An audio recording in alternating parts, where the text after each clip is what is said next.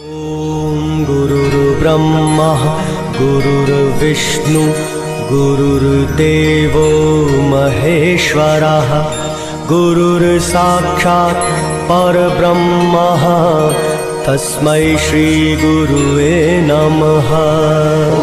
गुरुर्ब्रह्मा गुरुर्विष्णु गुरुर्देवो महेश्वरः गुरुर्साक्षात् परब्रह्मा तस्मै श्री गुरुवे नमः।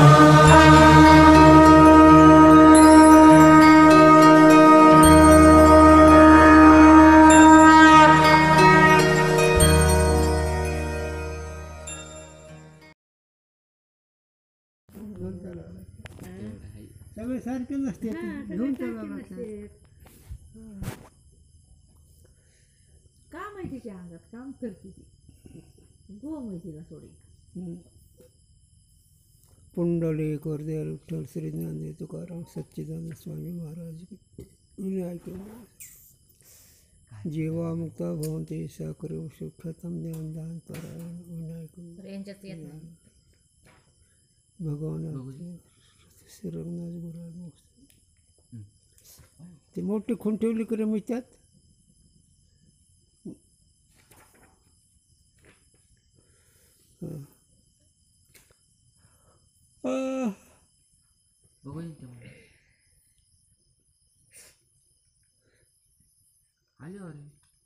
ते येते जाते रे काय ते कार्ड काय बदला का काय करायचं काय कळत नाही आपल्याला जाका 3 काल में बाद होवे नहीं ताकि परमार्थ सत्ता कहिए है।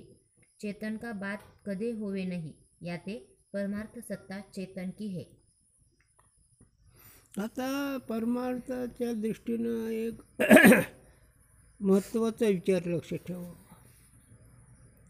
आधी काय परत ते सगळे साधनाची योजना असते परंतु प्रकरणानुसार जगताची जर सत्ता अधिष्ठान चैतन्य सत्ता जर कळली तर काय लाभ होतो, सत्ता जर कळली तर काय लाभ होतो,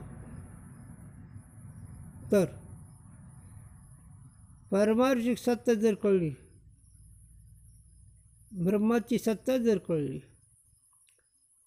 दुसऱ्या पदार्थाला अस्तित्वच नाही हे त्याचा अर्थ होतो। याला गुरुजी उदाहरण देत होते। गुरूंचं उदाहरण फार मोठं महत्त्वाचं। हे नोकरी वर्ग कोणत्याही खात्यातलं नोकरी वर्ग पोलीस खातं आहे त्या राजाने त्या नोकरीची सत्ता काढून घेतली तर त्यात काही सत्व राहते का? आणि जोपर्यंत त्या राजाची सत्ता त्या नोकरी वर्ग त्या व्यक्तीमध्ये तोपर्यंत तो त्या सत्तेच्या जेवर चालतो आणि त्याची सत्ता जर घेतली काढून त्या नियमाने त्याला कुत्रा विचारित नाही। तसं या देहाधिक जगताची सत्ता अधिष्ठान चैतन्य संबंधीची सत आहे वाटतं पण अधिष्ठान सत्ता सत्तच आहे।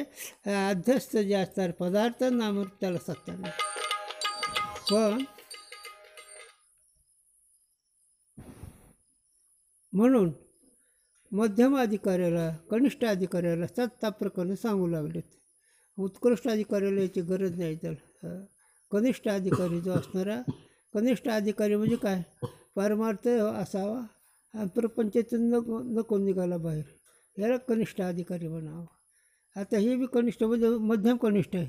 खरा कनिष्ठ 6व्यामध्ये आहे त्याचे तर डोकं फुल असते मग ते पण त्या तरंगात जेवढे एक गंमत खेळायचे ते ह्याच्यात नाही ह्याच्या आपलं सहज झालं हे मध्यम वर्गाचं असं। मलाही काय सांग की सत्ता 3 आहेत एक व्यावहारिक सत्ता मांडली वास्तविक एकच सत्ता आहे झालं ते चेतनाच्या ब्रह्माचे पण ही सत्ता कळण्याकरता तुम्हाला दीर्घकाळाचा भ्रम आहे।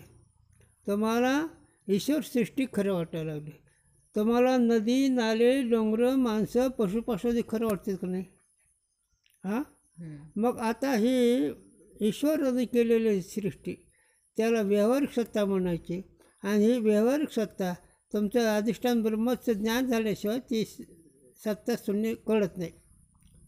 पण ही कळण्याकरता अगोदर दुसरी एक सत्ता घेतली, कारण ही सत्ता घेतल्यानंतर ही सत्ता किती तुमची कळत. प्रतिभाषी सत्ता आहे.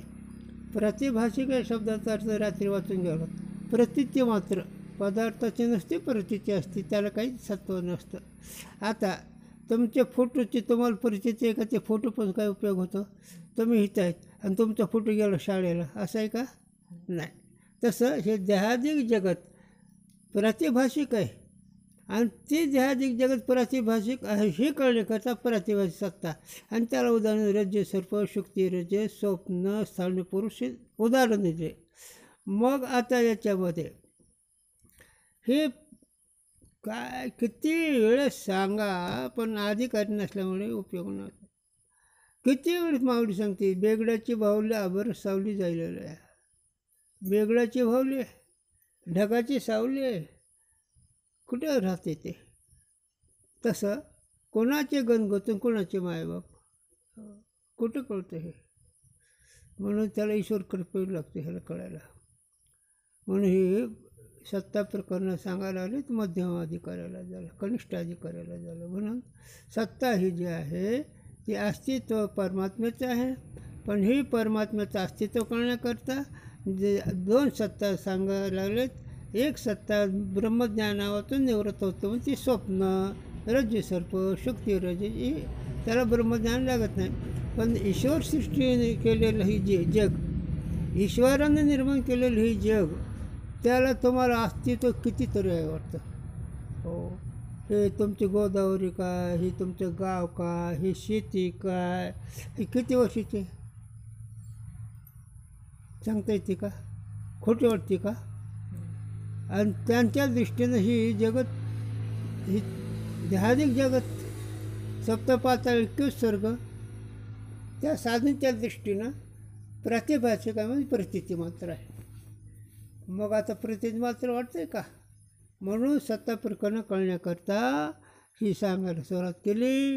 म्हणून व्यावहारिक सत्ता हे जग निर्माण केलेल्या देवाने त्याच्यामध्ये खरेपणा वाटतं, म्हणून त्याला ब्रह्मज्ञानाचीच गरज आहे. ब्रह्मज्ञान झाल्याशिवाय, स्वस्वरूपाची ओळख झाल्याशिवाय ही जगत सत्ता स्फूर्तीशून्य वाटणार नाही. ज्यावेळेस तुमचीच याला गुरुजींनी सांगा उदाहरण, दुर्बळाची कन्या समर्थाने केली. एक गरिबीची मुलगी आहे, आणि गरिबीची मुलगी एका राजाला पसंत पडली, त्याने ती मुलगी करून घेतली, लग्न करून. जिचे आईबाप खुरपाला जात होते, अशी गरिबाची मुलगी, दुर्बळाची कन्या समर्थाने केलं ना, अवदर्शन एवढं दरिद्रीची.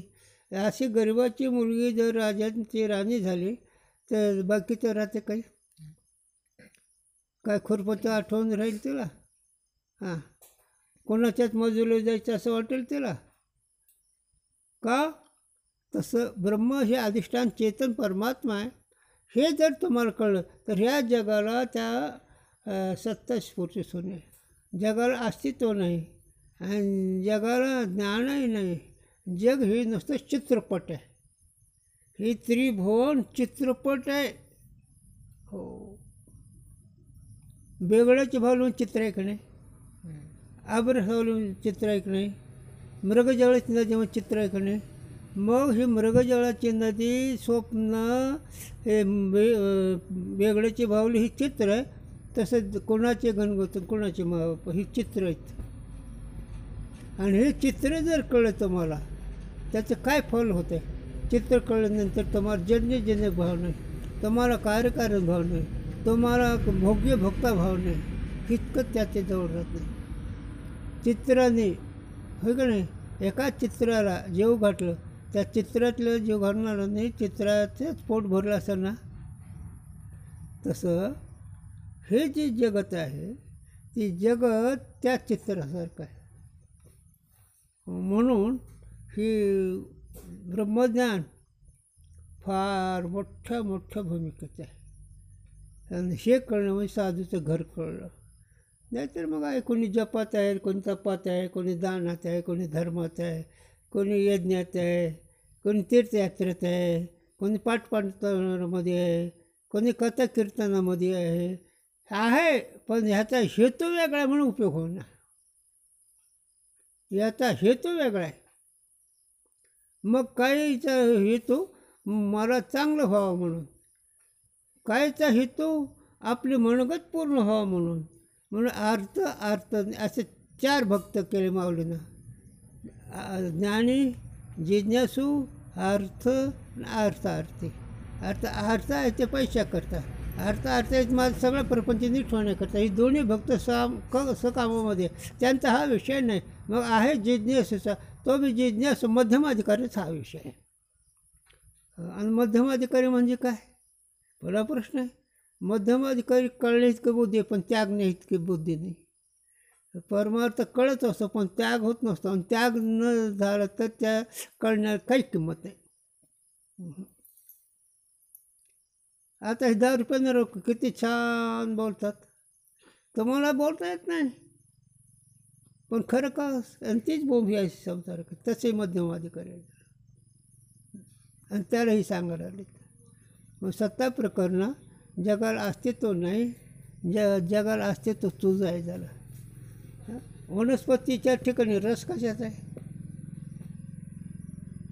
ऊसाच्या ठिकाणी रस कशाचा आहे, आंब्याच्या ठिकाणी रस कशाचा आहे, वनस्पतीच्या ठिकाणी रस कशाचा आहे, कशाचा आहे रस आहे,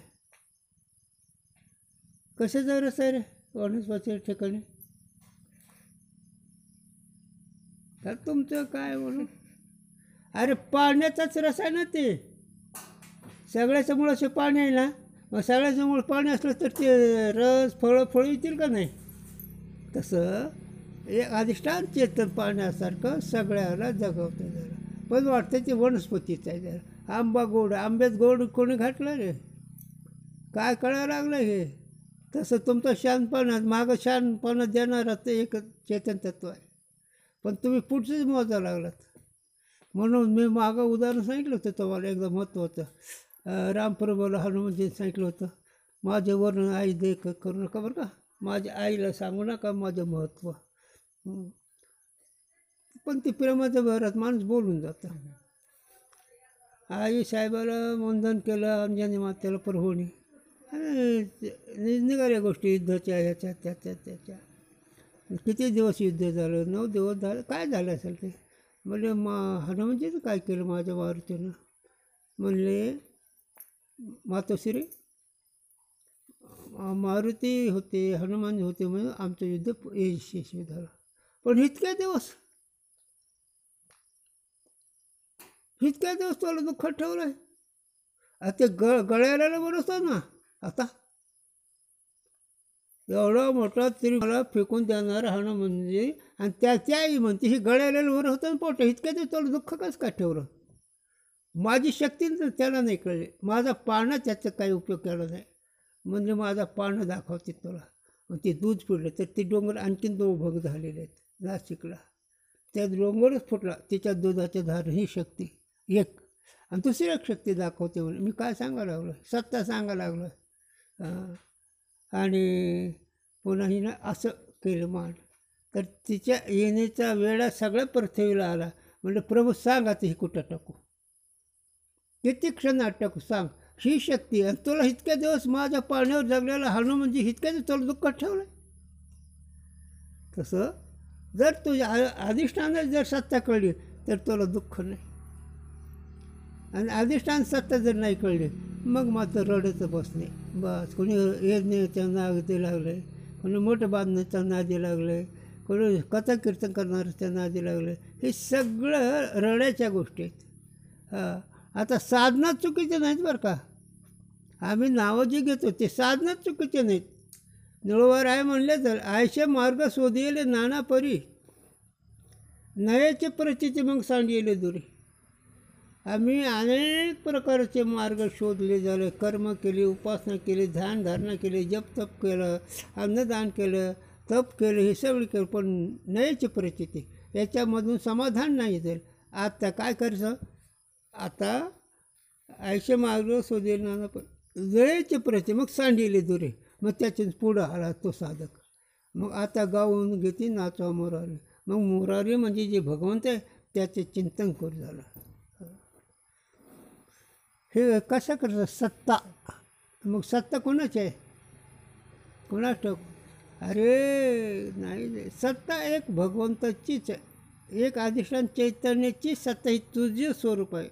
या जगाला अस्तित्व तुझं आहे विचाराच्या दृष्टीनं.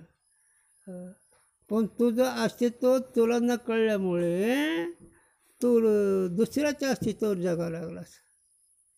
आडनावर जगतो माणूस का अधिष्ठानावर जगतो बरं? अन्नावर जगतो माणूस का अधिष्ठानावर? कशी समजत आहे? कपड्याने माणूस शोभतो का शरीर चांगलं असलं तर शोभतो? कळतच नाही कशाला काय म्हणा, कशाला काय म्हणा. कपड्याचं अस्तित्व आहे का शरीराचं अस्तित्व जास्त आहे? वाटतं कशाचं? ती कसं माझ्या कपड्याला कोणी हात लावला म्हणजे याचं अस्तित्व कपड्यात गेले. इतका बुद्धिहीन जीव आहे जरा. तुझ्या अस्तित्वाने हे सगळ्याला असते आहे त्याला. तूच सच्चिदानंद रूप असल्यामुळे ह्या त्रिभुवनाला तुझं अस्तित्व आहे. नेहमी माझ्या आदिगुरूची मी नेहमी मजाने गोष्ट सांगतो. दादा असे बसले, त्यांच्यावर त्याच जगतीत लोक बसले आणि दादाला विचारलं ह्या जगाला आदेश सांगतो. म्हणजे मी ह्या त्रिभुवनाला आधार मीच आहे, या त्रिभुवनाला अधिष्ठान मीच आहे. म्हणून आमच्याने भाग्य तुझ्याशी देव पण. मी इतका विस्तार का करतो की ह्या साधूंच्या चरित्रामध्ये तुमची भावना शुद्ध होते आणि भावना शुद्ध झाले हे लक्षात येते. नाहीतर इतकं सांगायची गरज नाही. इतकं सांगून तुम्ही राहत नाही तर मग सरळ सांगितलं काय राहायचं. मग ते एकच राहते, औषध द्या मटेरियल हलवत. मग आता मटेरियल हलवत औषध द्या म्हणून काय मग.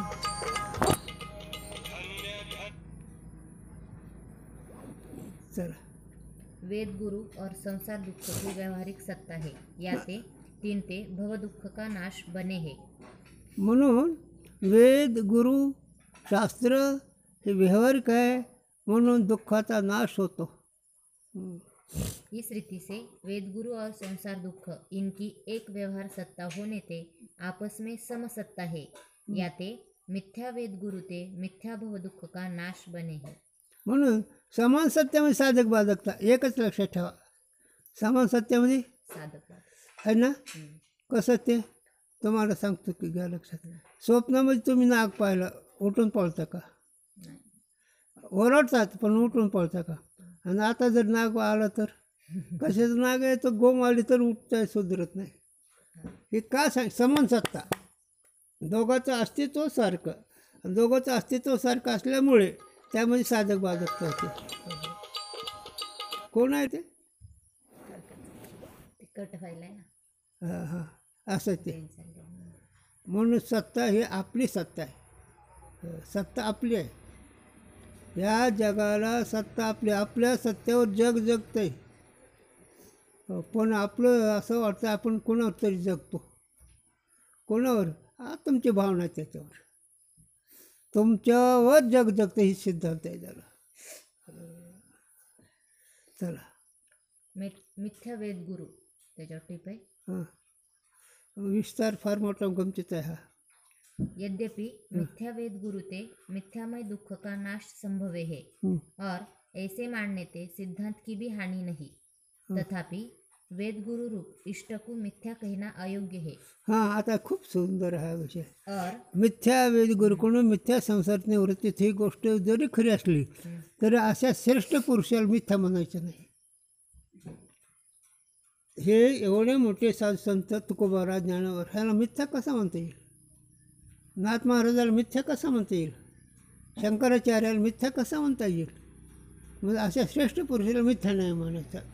आता समान सत्तेमध्ये मिथ्या आहे. स्वप्नातला राजा, स्वप्नातला शिपाई आणि स्वप्नातला गुन्हेगार एक सत्यामध्ये हिचं साधक बाधकता आहे. तसं हे जरी असलं तरी पण तसं नाही. हे जरा थोडासा विचार करू आपण. पुढं आहे विचार. हां. और जगत सायत्ववादीन के उपहास्य का विषय है. मग अशा श्रेष्ठ पुरुषाला जगाच्या साह्यत्व करता जगत कळण्याकरता त्यांना कनिष्ठ म्हणणं हे उपास्य आहे, म्हणजे योग्य नाही, त्याच जे झालं. म्हणजे त्याच जे म्हणायचं नसतं कुणाला, श्रीगुरूला, तर मिथ्या म्हणायचं नाही. आता याच्यात खूप मजा आहे. चला पुढं. और जिज्ञासुन की विचित्तता का भी कारण याते इस उक्ति का खंडन करके सिद्धांत का भंग न होवे तैसे अन्य प्रकार की युक्ति का निरूपण करे है. आता त्या युक्तीचं निरूपण करतात की साधकाची भावना बदलून साधकाला कळण्याकरता समान सत्तेमध्ये सांगितलं जातं. पण असे जे श्रेष्ठ पुरुष आहे त्यांना मिथ्या म्हणणं उपास्य आहे. मग आता त्याचा विचार सुरुवात करायला खूप चांगला महत्त्वाचा आहे. शिष्य की दृष्टि से वेद गुरु मिथ्या है, हां किंवा गुरु की दृष्टि से जो शिष्य की दृष्टि से कहे तो सो शिष्य ज्ञानी है व अज्ञानी है. हो सो शिष्य ज्ञानी है ऐसे कहे तो ताकू शिष्यपना संभवे नहीं. हां यद्यपि उपदेष्टा गुरु की अपेक्षा थे सर्वज्ञानी को शिष्यपना है, तथापि तिनको अधिकार होय के शिक्षा के योग्य शिष्यपना नहीं है. आता जरी हा बुद्धिवंत असला शिष्य हां तरी पण त्याला श्रेष्ठ म्हणजे मोठं पद नाही ना, का शिष्यपद आहे ना. आणि मग शिष्यपद असल्यानंतर तो ज्ञानी का ज्ञानी, ज्ञानी म्हणून तर शिष्याचं पद नाही त्याला, आहे का नाही. आणि अज्ञानी म्हणून तर श्रीगुरूला मिथ्या म्हणता येणार नाही. हां खूप मजा आहे. शिष्य जर अज्ञानी म्हणावा तर गुरुला मिथ्या कसं म्हणता येईल. गुरुला मिथ्या जर म्हणतो तो शिष्य ज्ञानी का अज्ञानी, ज्ञानी म्हणलं तर ते शिष्यपद नाही त्याच्याकडे, तो मुक्त आहे. आणि अज्ञानी म्हणा तर अज्ञानाच्या दृष्टीने श्रीगुरूला मिथ्या म्हणायचा काय त्याला अधिकार आहे. म्हणून गुरुजी नेहमी सांगावं कोण बोलते, कोणाविषयी कोण बोलतंय त्याचं व्यक्तिमत्व कळावं. साधू संताचं व्यक्तिमत्व जर तुम्हाला कळलं, साधू संताची विचाराची शक्ती जर कळली, तुमचा उद्धार दारशावर राहतच नाही. तुम्ही भावनेने म्हणावं लागलात, पण त्यांची शक्ती जर तुम्हाला कळली तर धन्य तुम्ही. का तुम्ही नुसतं तुकोबारा आहे म्हणतात, ज्ञानोबारा आहे म्हणतात, गोष्ट करी, पण त्यांची शक्ती त्रिभुवनाचा मालक विमान घेऊन येतो न सांगतो, सांगूनची शक्ती त्यांची. ते बी नुसतं वाढ वेळ झाला उभा पडणं, वैकुंठाचा श्रीरंग बोलू तसे. वेळ झाला महाराज चला वैकुंठाला, वैकुंठाचे लोक तुमचे कथाकीर्तन ऐकायला तयार आहेत, चला. त्रिभुवन मालक सर्वज्ञ सर्व शक्तिमान, ज्याच्या कल्पनेने जग चालतं, ज्याच्या कल्पनेने जगाची राठी चालते, ज्याच्या कल्पनेने त्रिभुवनाचा व्यवहार जिथलं तिथं होतो. ईश्वराच्या सृष्टीतला व्यवहार जिथलं तिथं होतो, कधी बदलत नाही. हां ज्यात बदलतो ते जीवसृष्टी, ज्या व्यवहारात बदलत नाही ती ईश्वर सृष्टी. आणि अशी न बदलणारी ईश सृष्टी ती प्रातिभाषिक आहे. कुठं सिद्धांत आहे येतं तर आता गुरुजी म्हणावं म्हणून नाही म्हणता येतं. महाराज जर मसाले पान खातेत तर काय त्या जन्यात त्या कळाय महाराजांच्या. महाराजांनी फक्त त्याच्या वाणीमध्ये भगवंताचं चिंतन असावं, त्याच्या ध्यानामध्ये भगवंताचं ध्यानधारणा असावं, आणि त्यांच्या ध्यानाच्या पुढे ते आनंदात राहावे. ज्ञानजीवरम्य पुढं ज्ञानवर आहे कुठं रमले, लगडात चुन्यात, हाड मांस कातड्यात, तेल मिठात, कशात रमले हरीचे चिंतन. तसं माझा गुरुजी रंगणात होते, जर नेहमी आनंदामध्ये राहणार आहे. त्यांना खाण्याचं भान नसं, त्यांना कपड्याचं भान नसं, कपडे घालायचे तर ते गुंड्या इकडं पटका इकडं, ते सगळंच व्यवस्थित ते कष्टाचा पदर निष्ठाचा तरी ते चालले. का तो ध्येयचा नव्हे ना, तो सर्वता तिथला नव्हे, तिथला नव्हे. कसं ते तुम्ही तुमच्या शेताचं बी भरून घालायला का शेजारच्या, तसं आहे ते आपल्या महिमेतच असते. आपल्यानी महिमेने शरीरंग डवलत गेली हो, आपल्या महिमेने आपल्या सामर्थ्याने आपल्या वैभवाने त्या डवलत आनंदामध्ये गेली झालं ते स्थिती. म्हणून कोण पाहत आहे कडे वीर विठ्ठलाची गाडी. अरे कोण त्या साधूला पाहू शकतो झालं न सांगता करी सर्व काम. ही परमार्थिक सत्तेची कथा आहे, ही परमार्थिक अस्तित्वाची कथा आहे. आणि हे अस्तित्व तुझं स्वरूप हे सांगायचं ग्रंथकर्त्याला. इथं दुसरीकडे बोट नाही करायचं. जेवायला गुरु म्हणजे असे जेवता का असे जेवता रे तुम्ही जेवतात कसं सरळ बोल सगळे. असा घास केला कोणाला मग असाच आहे ना. तसं तुझ्यावरती तुझं स्वरूप बघ. सत्वगुण बी नको राहू आणि दुसऱ्याचं कथा कीर्तन बी नसेल. त्यांच्या लाभ तोटा त्यांच्याकडे, आपण बघायचं. वृत्तीनं स्वरूपाकडे राहायचं, वृत्तीनं स्वरूपाकडे राहायचं. नाहीतर कसं होतं दत्तगुरूचे 21 गुरुमध्ये एक विषय आला आहे. ते जाते गुरु केलं दत्ताने. जात गुरु केलं काय कारण आहे तर त्या आतल्या खुट्याला ज्वारीचं बीज असतं, ज्वारी राहते. त्या खुट्यापाशी जर राहिली ती ज्वारी तर ती चेंगरल्या जाते. आणि त्या खुट्याच्या बाजूला गेलं की ती खालच्या पाळूवरच्या पाळू ती पीठ होतं. तसं प्रवृत्ती निवृत्ती हे 2 पाळ आहेत. त्याच्यामध्ये विषयासक्ती आहे आणि त्या विषयासक्तीमुळे त्या दोन्ही पाळ्यामध्ये घेतलं की तुमचं पीठ होतं. म्हणून दोन्ही पाळ्या सोडून द्यायचं. मध्ये जो खुटा आहे त्या खुट्याशी राहायचं. तसं मी ब्रह्म आहे ही खुटा आहे, मी साक्षी आहे हे मी खुटा आहे ही तर राहायचं. हिथून गेलं की मग पाप पुण्याच्या पाळ्यात मग चंगरा झाला. पापाची पाळी तर चंगरला जाते आणि पुण्याची पाळी चंगरात जाते. माझ्या गुरून सांगावं दूध पिणाऱ्याला लगी येते, चहा पिणाऱ्याला लगी येते. तसं नाही आमच्याकडे. आम्हाला प्यायचंच नाही ते लघवी येईलच कशाला. तसं आम्ही वरती राहतच आहे म्हणून आम्हाला सुखदुःखाची काय गरज आहे झालं. असं ते म्हणून सत्ता ही माझी आहे झालं. त्रिकालाबाधित परमात्मा सत्ता माझी आहे. आणि हे करण्याकरता व्यावहारिक सत्ता आहे. जेव्हा तुम्हाला ईश्वरानं केलं जे खोटं नाही वाटत आणि हे तुमचं स्वरूप कळलं तर हे खोटंच आहे झालं. एवढं खोटं सांगतो तुम्हाला. घ्या लक्षात. चिंतन झालं काय असतं ते. ज्या नामदेवरायाला भगवंताशिवाय पांडुरंगाशिवाय एक क्षणही करमत नसतं आणि ना देवाला करमत नसतं. आणि जर त्या देवाला कोणी नाव ठेवलं तर नामदेवरायाची तळाची मस्तकाला जायची एवढी राग.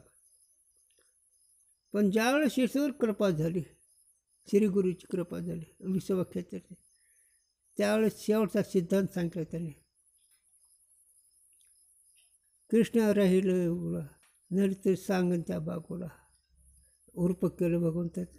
कृष्णा तो गप असतो का नाही त्या बागोला सांगू का. तर होता कलीचा अर्थ. मला सगळे चरण नाही सांगायचे, सगळे चरण लक्षात नाही.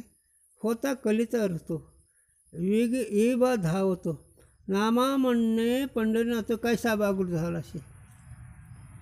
ज्या देवाला पांडुरंगाला नामदेवराय जेव घालत होते, ज्या देवाला नामदेवराय त्या भजनात कीर्तनात रमित होते आणि त्या देवाला हे नामदेवराय बागुल म्हणायला लागलेत. हे श्रीगुरूच्या कृपेचं वैभव असतं. देवाला बागुल म्हणायला लागले. बागुल म्हणजे काय शब्द, त्याला अर्थ नसतो. बागुल म्हणजे शब्द आहे, त्याला अर्थ नाही. आणि तो अर्थ नसला तर त्याला हे म्हणायला लागले. आणि आधी त्याला जेव घालीत होते, आधी त्याला अभिषेक करीत होते, आधी त्याचे आरती करीत होते, आधी त्याचे नाना प्रकाराचे करीत होते. आणि पुन्हा तोच नामदेवराय म्हणतो की बागुल झालं. अधिष्ठानावर गेलो हे होत असतं, स्वरूपात रमलो हे होत असतं. मग देव त्याला येत असतं. एकदा आबांनी सांगितलं ते कथा. तपकिरी महाराज होते. अधिष्ठानावर गेलो काय होतं, स्वतःची सत्यात रमलो काय होतं हे सांगायला लागली. कथा नाही सांगते. आणि 60 वर्ष कीर्तन भजन केलं तर तपकिरी महाराजांनी. त्यागे महात्मा, ब्राह्मण पण मोठा त्याग. पण काय झालं 1 वर्ष कोणा ते म्हणले मी आतापर्यंत जे केलं ते मूर्खपणा केला.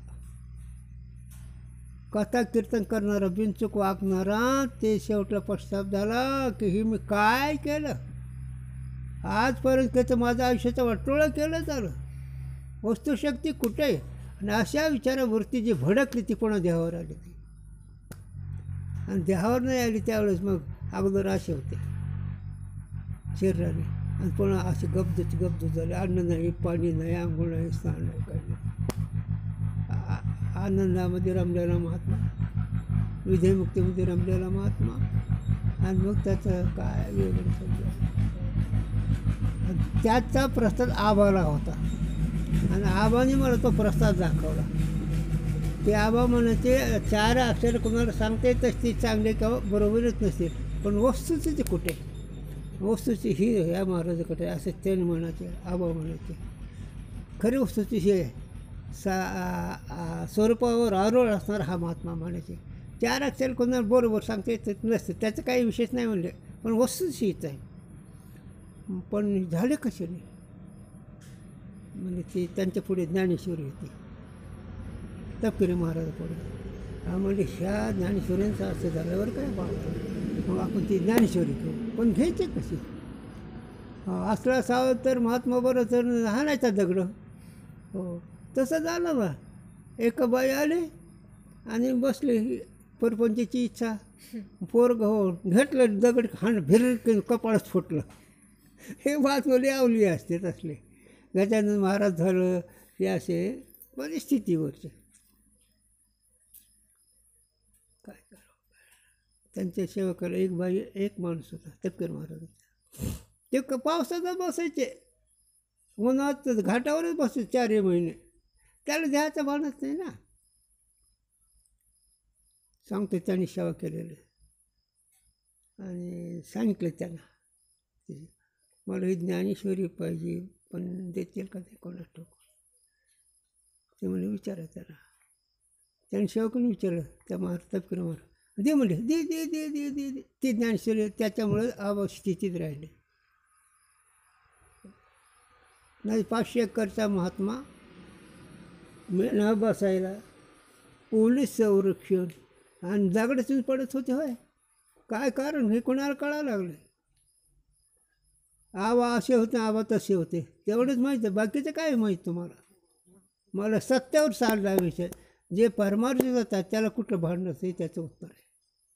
राजाची राणी झाल्यानंतर त्याला काय आहे माहीत नसतं झालं. म्हणून काय बघ चरण आहे,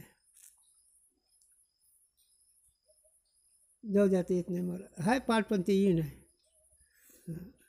हां, राजाची काय कांता भीक मागे. राजाची कांता जी असणार ते काय भीक मागेल, तसं आत्मस्वरूपात जी बुद्धी रंगली ते विषयाच रमेल, जगाचं कौतुक करेल, जग दिसेल तिला. आत हरे बाहेर हरे, हरेने कामा घातलं चिरा, वित्तवर विसरले. ही परमार्थ सत्तेची ही शक्ती आहे त्याला. बरं, मग माझ्या म्हणून गुरुजींनी सांगा, एक क्षण तरी साधकाने विधेयमुक्तीचा भोग भोगावा, आणि बाध्य तन्वृत्तीनं राहावं जगात.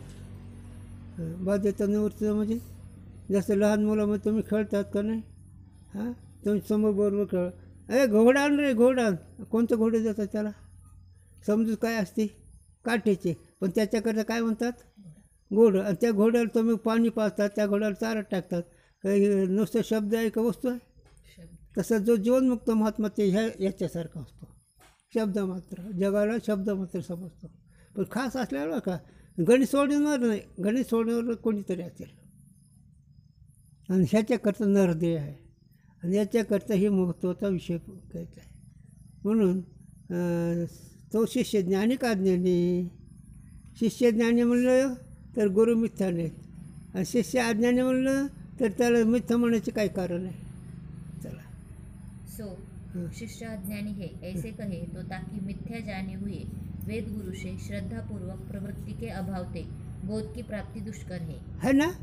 जर असा अनाधिकारी शिष्य असला, अज्ञानी जर असला, तर त्याला मिथ्या म्हणण्याचा अधिकार नाही, आणि मिथ्या म्हणलं तर त्याचं खरंपण नाही, त्याला मुक्त होण्याचं दुष्कर म्हणजे कठीण आहे. म्हणून तर सांगतो तो, ही जे जेवढे माझ्याकडे येतात तेवढे ह्याच बोंबीचे आहेत. हो, याच कक्षातले आहेत. ते तर मिळावं, पण बाबाची गरिबी आहे. कळतं का बाबा? बाबाची गरिबी आहे म्हणून बाबाला साथ करायची, पण बाबा कोण ह्याला कळत नाही. हिथं असतं ते मला गरिबी म्हणून मदत करता का श्री गुरुचं अर्पण म्हणून करतात, ही त्याची भूमिका आहे. पण आम्हाला सगळं सोडून द्यायचं. आमच्या गुरुजींनी सांगावं की बाबा हो, तुम्हाला कळलं नाही, आपलं चलत राहा आणि प्रसंगाने बोलत राहा, पण त्यांच्यात मिसळू नका. आणि त्यांच्यात मिसळून त्यांच्या गुणदोषात जावं लागेल ना, त्यांच्यात गुणदोषात जावं लागेल. त्याच्याच मिसळल्यानंतर गुणदोषात जावं लागतं. हो, प्रसंग टाळा, शक्य नाही. जर त्यांना मी गुरुच वाटलो असतो, तिथून हल्लेच नसते. इथून ही त्याची खूण सांगायचं कुठं कुठं बसतो कोण. मग आपलं घेऊन चलायचं. चला झालं, तुम बडे तुम्हारे बाप बडे, सब मूर्ख का बाजार आहे तुम. हे सत्ता. मग काय विचारतो, किराणा भरायचा का नाही? किराणा कोणाला भरतो? तुझ्याजवळ काहीच नाही, सगळं बाबाचं किराणा भरायचं, तुला काय गरज आहे? कळतं का? एक तसं नसतं ते. परमार्थ वेगळा, खास कसोटीवर घ्यायचा परमार्थ. कसोटी असे हाती सत्यभूती भगवंत. जर कसाला जर रावला तर कसाला कोणी पुरत नाही. कसाला लावलं जालिंदरनं मैनावतीला, मांडी पोकरली, पण नाही, स्वामीची निद्रा मोडली. 6 महिने सेवा केली जालिंदरची. महात्मा वाटला, राजाची राणे, व्यवहार सांभाळायचा आहे. मग रात्री 10-11ला जायची आणि स्वामीची सेवा करायची. आणि स्वामी सेवा करताना महात्मा बी लई विचित्र असतो. एक त्यांना कौतुक असं सोबत. ते मांडीवर झोपलं मैनावतीच्या. आता मैनावतीची खरीच श्रद्धा आहे, खरीच देहबुद्धी मला अर्पण केलं आहे, हे पाहण्याकरता त्याने एक भुंग दिला सोडून. आणि ते भुंग मांडी पोकरली मैनावतीची भुंगेने. आणि ते वर आला, आणि वर आलं तर ते रक्ताचा पाठ चालला आहे. आणि ते कानाला चावला जालिंदरचा कानाला चावला. बरोबर उठले जालिंदर. हे सगळं आपल्या करता.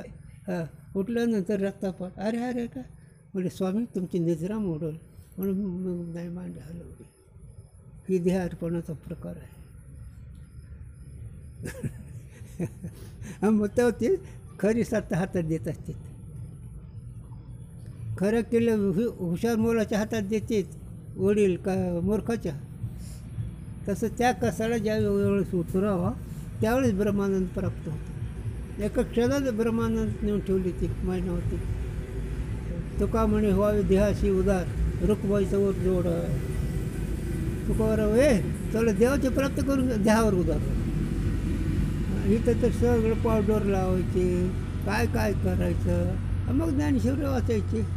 हे तुमचं काय असं नाही येतं. ही सत्ता प्रकरण हे लक्षात ठेवलं पाहिजे. सत्ता एक तुझ्या स्वरूपाची आहे. आणि ही सत्ता करण्याकरता ईश्वराने केलेलं जगत, त्याच्याविषयीची सत्यबुद्धी नाही. ईश्वराने केलेलं जगत माऊली नेहमी सांगते झालं. काय म्हणते माऊली? कोणाचे कोणाचे मृग जलवत. कुठं कळतं? मृग जलवत पाणी आहे का ओलाव आहे का पाणी ताण भागतं? याचा सिद्धांत असा करा. याचा सिद्धांत फार गोड. एवढ्या परिसरातून इमानदारीने तुमचं सुख किती टक्के तुम्हाला आहे? मानसिक समाधान किती टक्के तुम्हाला सांगा? एवढ्या परिसरातून भावाकडून, बापाकडून, आईकडून, गणगोताकडून किती सुख आहे तुम्हाला? मग हेच नाव आहे अज्ञान. बरं, हेच झालं. हे खरं वाटतं का खोटं वाटतं? मग हे आहे अज्ञान. तसं नाही आहे, तसं नसतं. मग हे खरे वाटतात का नाही? हे सत्य वाटतात का नाही? मग सत्य ब्रह्म आहे का? हे सत्य आहे. इथं तुकाराम सत्य तो विठ्ठला. तुकाराम सत्य हे विठ्ठलाला म्हणलेत. तुम्ही कोणाला म्हणता? झालं, संपलं. लई गमतीच्या गोष्टी ऐकायला येतं महाराजाकडे. आमच्याकडे महाराजांना त्यांच्या उगाच ऐकावं लागतं, मान हळूहळू. चला वेळ काढा. सत्ता आहे एक तुझ्या स्वरूपाची आहे, बाकीचं सत्ता नाही, सत्ता शून्य आहे. जसं शेंगाचं कव्हर आहे, ऊसाची पाचट आहे, तसं हे आहे जरा.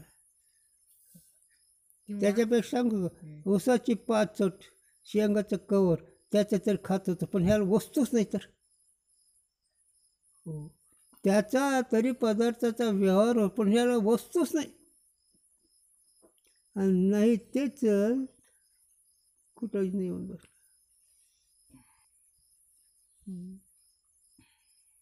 पण तुका म्हणे तूच खरा आणि एर वाहुगा पसारा. तुका बरोबर ए देवा खरा तूच आहे बाबा, नुसतं पसारा आहे. आणि पसारा या शब्दाचा ज्यात काही उपयोग नाही ते. याला अधिकारी लागतो, याला जबर पुण्य लागतं. ज्या पुण्याचं सांगतो तुला, नाथाच्या भागवतात विषय आला. ह्या तुझ्या स्वरूप स्थिती कळण्याची पुण्याची किंमत, त्या तुझ्या स्वरूपाची स्थिती राहिलेली किंमत बघा. ज्या पुण्याने त्रिभुवन प्राप्त होतं ते पुण्य या स्थितीला एक गवताच्या काढीच काही उपयोगाचं नाही. ऐकलं नीट कळलं तर कळलं. ज्या पुण्याने त्रिभुवन प्राप्त होतं अशी पुण्याची अशी सामग्री तुझ्या स्थितीमध्ये राहायला एक गवताच्या काळी इतकंच ती पुण्य किमतीचं नाही.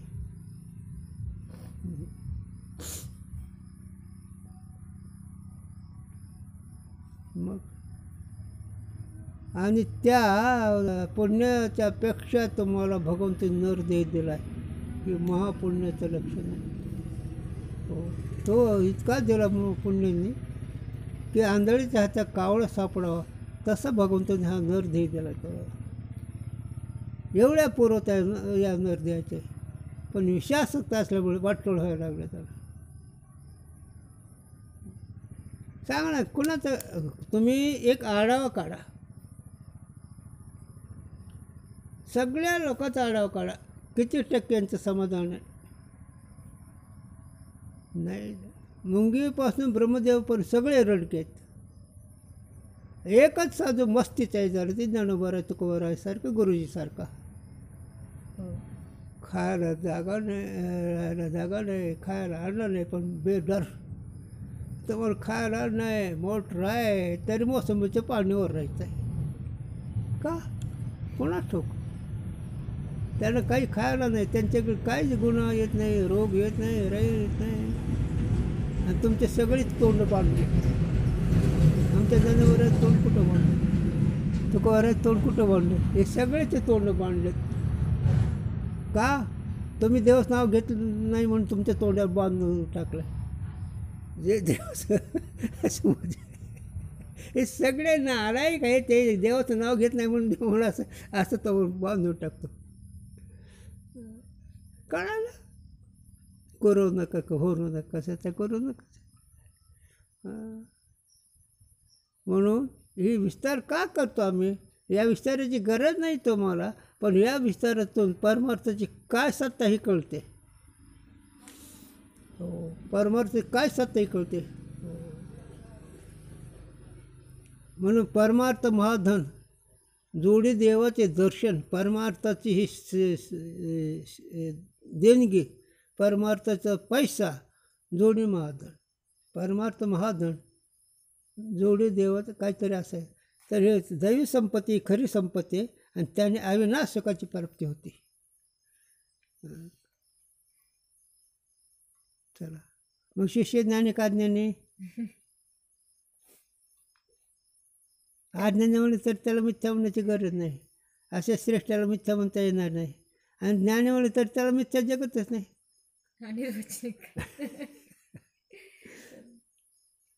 खरं बी नाही, खोटं बी नाही, मग आहे तसंच आहे. किंवा अज्ञानी पुरुष को वेदांत श्रवंते पूर्व किसी भी जगत के पदार्थ विषय मिथ्यात्व बुद्धि संभवे भी नहीं. हां, जरी वेदांत ऐकला तर जगताविषयी सत्यत्व बुद्धी ती मिथ्या होत नाही. जगताविषयी सत्यत्व बुद्धी मिथ्या हां, वेदांत जरी सांगता आला, वेदांत जरी कळला तरी नाही झालं. मी नेहमी सांगतो असतो, म्हणून मी हाकालू द्यायला लागलो लोकांना. आता नको, माझ्याकडे येऊच नका तुम्ही. 30 वर्ष संगतीचा माणूस, ती म्हणलं माझ्या बायकोच नाही ऐकलं तर माझं चिंतन होणार नाही. सांग आता ह्याला कुठं बसवायचं. समाधी लागलेला पारण करणार म्हणून अधिकारी सोय नाही. शक्य असे बरेच, पण मी नाव घेत नाही.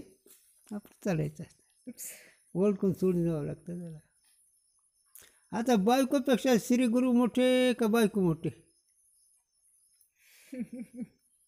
विचारसागर ऐकतोय, ज्ञानेश्वरीचं पारण झालेत, गुरुचरित्राचं पारण चालू आहे. आणि ते पोराचे नुकसान झाले म्हणून बाबा काहीतरी सांगा. बाबा नाही आता मोकळा कोणाला काही सांगायला.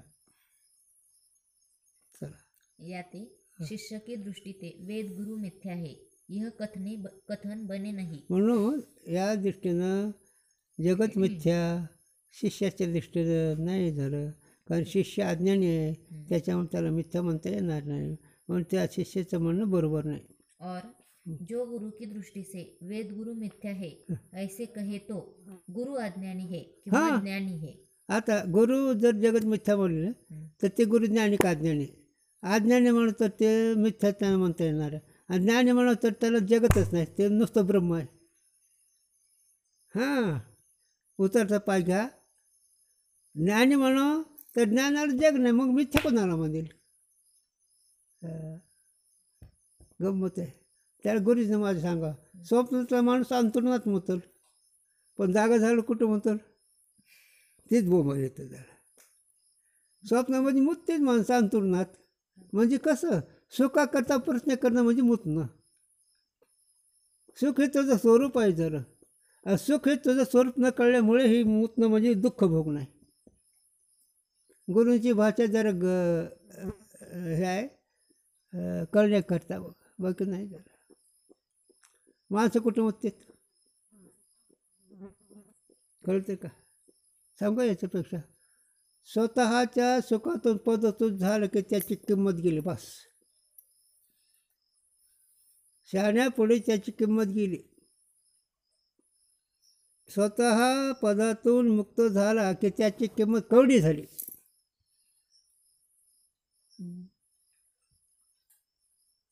नाही तर याईवरी पारता माझ्या भजने असतात तयाच्या माता मी मुकुट करे. अर्जुना, या स्थितीचा प्राप्त झालेला पुरुष जर असेल, जर चिंतन असतं, त्याला मी माझ्या डोक्याचा मुकुट करतो. याईवरी पारता माझ्या भजने असतात. याईवरी म्हणजे स्वरूप प्राप्ती झाल्यानंतर तेवी उन्मत्ते जगे जयाचे खंती नलगे जयाचे अंगे न शिने लोक, असा झाल्यानंतरही तर माझ्या भजनेमध्ये मी देतो घेतो या चिंता. मग मी अशा महात्म्याला, अशा जीवनमुक्त महात्म्याला भगवंत म्हणतात. मी त्याला माझ्या डोक्याचा मुकुट करतो. नाही नाही नाही नाही, त्याच्यापेक्षा सांगूच का म्हणजे तुला, मी निलाद्री होतो, म्हणजे मी त्याची बायको होतो. तो बोललो बा मी कांतपडी आहे. कुठं सांगायचं? वस्तुस्थितीचं अशी किंमत आहे बाबा. तसं नाही, ते खरा परमार्थ वेगळा आहे. जरा जग्या ओढून ताणून भाडोत्री मुटकुळे हे परमार्थ काय उपयोग? म्हणून आमच्या गुरुजीला बायाचा परमार्थ आवडत नसतं. जनाबाई मीराबाईनं परमार्थ केला, गोष्ट खरे, पण जनाबाईला भगवंताने नाव घातलं. आणि तुला कोण नाव घातलं?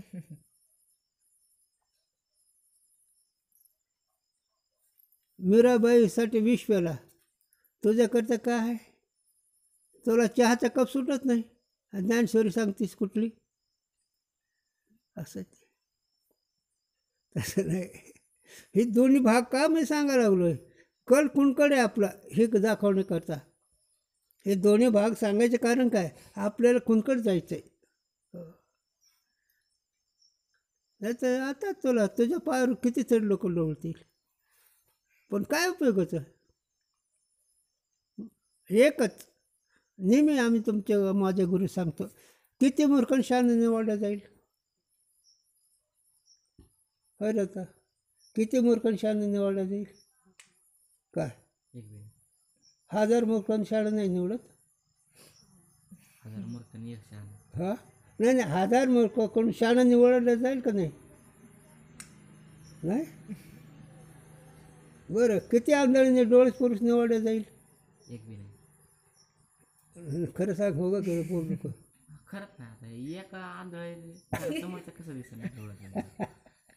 किती आंधळे असले तरी त्याला डोळे कसं निवडता येईल? डोळसाने आंधळे सिद्ध होतो का आंधळीने डोळे सिद्ध होतो? आंधळेपणा डोळसाकडून सिद्ध होईल का आंधळेकडून डोळसपणा सिद्ध होईल? मग तुका म्हणे कशी आंधळी जण गेली विसरून खऱ्या देवा. हां, तुका बरं एकटेच डोळस आणि सगळ्या म्हणले हे आंधळे आहेत. तुका म्हणे कैसे आणि गेले विसरून खरा देव कोणता? तुका बरं देवचे बरे देवच बरे. तुका म्हणे खरे तुम्ही, हेच खरे देव तुम्ही. हे बाकीचे आंधळे आहेत सगळे. गेले विसरून आंधळे कोण? हां, किती गंमत आहे त्याला. नाही, आमच्या बाबाने लई चांगलं केलं. काय केलं त्याच्या बाबाने? मला एक खोली बांधून दिली. त्याच्या आईचा बाबा पण ते बी फिरणारे माणसाला नाही माहीत असते कुठली वेळ. चला, अज्ञानी कहे तो ताकू गुरु कहना वेद से विरुद्ध है. जर त्या गुरुला आज्ञा म्हणलं तर त्याला गुरु म्हणता येणार नाही. यद्यपि जर म्हणलं तर तुकावरून त्याला एकदम सांग. तुका म्हणे असे गुरु शिष्या विठोबा चालणार का जाते? तुका तिथं बोलत का होतं? तुका असे जे अज्ञानी गुरु आहेत, असे जे अज्ञानी शिष्य हे दोघंही नरकात जातात. ते बी तसं नाही, विठोबाच्या निश्चितच जाणार आहेत. म्हणून गुरु करणं पचन के और पाणी पिणं छान के. तसं नाही. एकदा एक विषय झाला, थोडं सांगतो. सुभद्रा आणि द्रौपदी ही कृष्णाच्या बहिणी. आणि सुभद्रा म्हणते काय रे तो द्रौपदीच भोगतो. द्रौपदी अक्का. गम बसलं, काही नाही. केलं नाटक. ते एक पान घेतलं किंवा काहीतरी घेतलं, बोटं लावून घेतलं. बोटून रक्त. सुभद्रा म्हणले माझं बोट कापलं, काहीतरी चिंदी आण. चिंदी आणता त्याला चिंदीच गवसवलं. द्रौपदीकडे गेलं. द्रौपदी म्हणलं माझ्या हाताला काय लागलं बघ, काय पत्ती लागली, कुराड लागली. चिंदी लगेच अंगावरचा टोपता पदर फाडला आणि गुंडाळी. सुभद्राला म्हणले का कोण आहे आता? कोणाचं नाव घेऊ सांग. तुझ्या अंगावर नव्हतं का कपडा? तिला म्हणलं होतं का तुझं कपडा फाड अंगावरचा? ही बैठक असते. मग द्रौपदी बरी का तू बरी? मला काही म्हणायचं नाही, अधिकार होतो चालायचा. तू मूर्ख आहे म्हणत नाही, ही शाणे असं म्हणत नाही. आम्ही भूमीकडे सर चढतो. कारण मूर्खाला मूर्ख म्हणून काय उपयोग होतं? आणि शहाण्याला शहाणा म्हणून तर काय उपयोग? ती शाळा आहेच की. पण व्यवहार कसा घडतो त्याचा. आता इकडं जर गुरु ज्ञानी म्हणावं तर सगळं ब्रह्म आहे, त्याला मिथ्या नाही. आणि गुरु अज्ञानी म्हणावं त्याला ब्रह्म कळलं नाही, त्याला गुरुपदाचे पदाला योग्य नाही. मग संत होणं फार का अवघड आहे. संतांच्या गोष्टी करणं, कथा कीर्तन करणं लई सोपं. याला एकच सांगायचं आहे, माझे गुरु उकळते तेलातून पैसा काढावा लागतो तेव्हा ही जमत असतं. उकळत्या तेलातून पैसा काढल्यावर ही जमत असतं. 20 खावे ग्रासी धन्य तोच एक सोशी. आखण हे बघ, त्रिविध दुःख, लोकाचं दुःख, ईश्वराचा क्षोभ, इतकं दुःख एकत्र होतात. आणि ते अशा दुःखाचा पर्व त्याच्या अंगावर जर पडला तर तो श्रीगुरूच्या धैर्यरूपी त्या दुःखाच्या डोंगर धैर्यरूपी टाकून देतो डोंगर. ही धैर्य आहे. नाही तर डगमग येतो वाया जाय, आणि धीर नाही तो गोते खाय.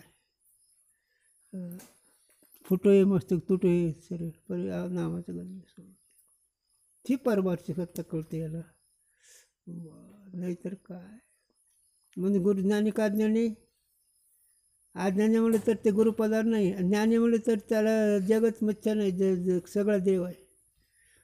म्हणून गुरु सत्य, त्याचा विषय बी सत्य, हे सत्यकडे आता विषय आला. तर सांगतो थांब. तुकीचा तोडण्याचे ब्रह्म तू कसे आले, म्हणून निळवरावर ब्रह्म झाले. तुकीचा तोडण्याचे ब्रह्म म्हणून ते तुकोबार आहे, गुरु आहेत, आणि निळवर मुक्त आहेत. हे जमते. नाहीतर गुरुने बघावं शिष्य काय आणतो की, आणि शिष्याने म्हणावं गुरुनं आपल्याला आस्वाद दिला म्हणजे आपलं चांगलं होतं. दोघं येड आहेत. हां. यद्यपि कई अज्ञानी पुरुष भी जगत विषय मूर्खन की दृष्टि से गुरु कहलाते हैं, तथापि वेद वेत्ता विद्वानों की दृष्टि से वे गुरु शब्द के विषय नहीं. हां यह वार्ता तृतीय तरंग में स्पष्ट निरूपण करी है. सांगितलं ना, काय प्रसंग प्राप्त शहाणे माणसं बी सांगतेच झालं. जग खोटं हे ते, पण जगच नाही ते खोटं कोणाला सांगतील. पण जग कोणाला सांगायला लागलं खोटं. जे दुःख भुगते, ज्याला जन्ममरण वाटतं, ज्याला मी माझं वाटतं, ज्याला काय सगळं वाटतं, त्याला हे सांगायचं. जरा जन्ममरण वाटतं का नाही, काही जर नाही वाटलं, जन्ममरण वाटतं का नाही, स्त्री पुरुष वाटतं का नाही, गरीब श्रीमंत वाटतं का नाही, सुखदुःख वाटतं का नाही, याच्या दृष्टीने ती सांगायचं. नाहीतर त्यांच्या दृष्टीने नाहीच. ज्ञानी मात्र समस्त श्री वासुदेव ऐसा परिस्थिती रसाचा ओतला भाव भक्तामध्ये रावणी ज्ञानी आहे तोची. समस्त श्री वासुदेव जर आहे असा जो महात्मा आहे त्याला कुठं काय राहिले. आणि तो गुरु, आणि तो सद्गुरू. म्हणून तिथं लिहिलं ना, सद्गुरू तोची जाण. गुरु नाही म्हणले. सद्गुरू कुणा म्हणून, सद्वस्तूची जी अनुभूती आणून देतात ती सद्गुरू. जो सांगे अपरोक्ष ज्ञान देत रसी निरसून परमपदी ठेवी, ती त्यांच्या दृष्टीने सगळं देवच आहे. शिष्याला देवच समजतात, ते शिष्य समजत नाहीत. चला, यह वार्ता याते तिसरा तरंग सांगितला. याते तीस अज्ञानी की दृष्टि से तो वेद गुरु मिथ्या है, यह कथन बने नहीं. हो. किंतु वेद गुरु सहित सर्व जगत सत्य है, यह कथन बने है. हो, आणि अज्ञानी दृष्टीने वेदगुरू मिथ्या म्हणून हेच नाही बरोबर. मग वेदगुरू हे सगळे सत्यच आहेत. का अवघात देवच झाला पाहिजे ना. एकमेव अद्वितीय ब्रह्म नेहण अनसे किंचन किंवा अनंतरूपे अनंत वेशे. मग हे सगळं देवच आहे झालं. म्हणून हे सगळे देव आहेत. पण आपण देव झाल्याशिवाय ही सगळे देव नसतात. हे भावनेने देव म्हणा, पण खास देव जे अगोदर तू देव हो, म्हणजे आपोआप तुझ्या दृष्टी सगळे देव होते. म्हणून याच्यावर उदाहरण दिलं ते शास्त्रकाराने. पांडवाच्या राजसभेमध्ये नारदाने विचारलं दुर्योधनाला, यात मूर्ख किती आहेत. तर दुर्योधन म्हणला, हे सगळे मूर्ख आहेत, मीच एकटा शहाणा आहे. धर्माला विचारा, धर्म या सज्जन किती, दुर्जन किती. ऋषीवर्य, या सगळे सज्जन, मग तर मीच एक दुर्जन आहे. दृष्टीस फरक आहे का नाही. का जे ते आपल्या भूमिकेने मोजतो ना. म्हणून माझे गुरुजी म्हणून, तुम्ही आमची परीक्षा करणार, तुम्ही कोण ज्ञानी का ज्ञानी. तुम्ही आम्हाला महाराज म्हणतात, तुम्ही आम्हाला महाराज कशावरून म्हणतात. ही सत्ता प्रकरण कळलं, हे घडत असतं. म्हणून ज्ञानाच्या दृष्टीने सद्गुरू वेद हे सगळेच सत्य ब्रह्मरूप आहेत. आणि अज्ञानाच्या दृष्टीनं वेदगुरूला मिथ्या म्हणणं हे बरोबर नाही. जो कहे गुरु ज्ञानी है तो तिस ज्ञानी को वेद गुरु सहित सर्व जगत ब्रह्म भिन्न प्रतीत होवे है, हा किंवा अभिन्न प्रतीत होवे है. हां, तर मला असं कसं झालं. सगळं पाळण्यावरची लाट मोठी असो किंवा लहान असो ते कुठं आहे. पाळण्यावरची लाट मोठी असो की लहान असो ते कुठं आहे. पाळणार. तसं वेद गुरु ही ब्रह्मरूपच आहेत. झालं ना? हां. प्रथम पक्ष कहे तो तीस भेदवादी को ज्ञानी किंवा गुरु कहना अयुक्त है. जर पहिला पक्ष जर मिथ्या म्हणला तर शिष्य तर ते म्हणणं त्याचं बरोबर नाही, ते अयोग्य आहे त्याचं. पहिलं द्वितीय पक्ष कहे तो सर्व जगत और आपको परमार्थ सत्तामय ब्रह्मरूप जानने वाले अद्वैतवादी गुरु की दृष्टि से वेद गुरु मिथ्या है, यह कथन बने नहीं. हो, ज्याला नजर आली हरीच्या दासा हरिदाई दिशा, भाव जैसा तसा हरी दिशा, मग त्याला वेद गुरु मिथ्या कुठं म्हणता येईल? नाही. जर वेद अरे सगळं ब्रह्मच आहे ना, सगळे देवच आहे ना, समस्त श्री वासुदेव ना, त्याच्यामुळे वेद गुरु सगळे देवच आहे, जर दुसरं कोणी नाही. म्हणून दुसऱ्या पक्षाचंच खरं आहे, पहिल्या पक्षाचं बरोबर नाही. याते वेद गुरु मिथ्या है यह उक्ति अज्ञतज्ञ की नहीं, हां. किंतु अर्धदग्ध काष्टक की न्यायी.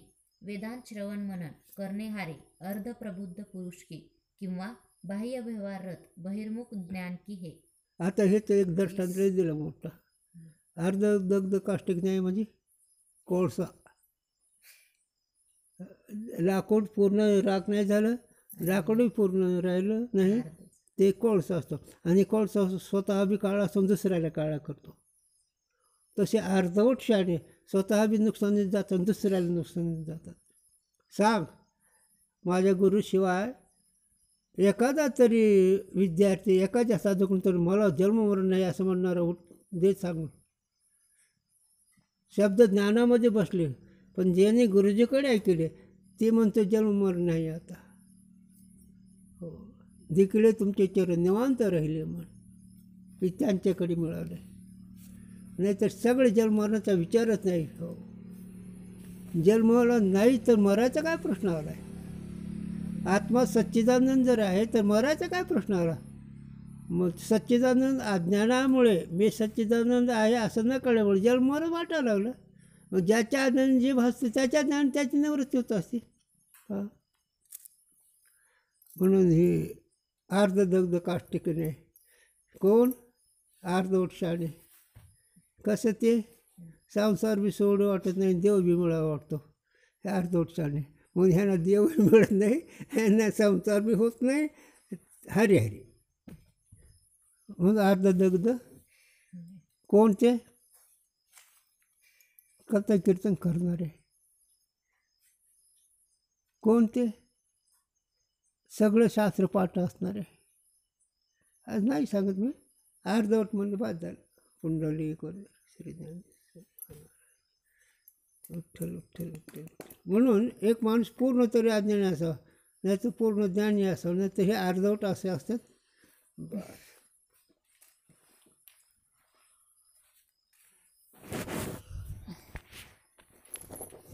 मी इतका विस्तार काय करतो? तुमची भावना वाढून काय गमक हे करण्याकरता.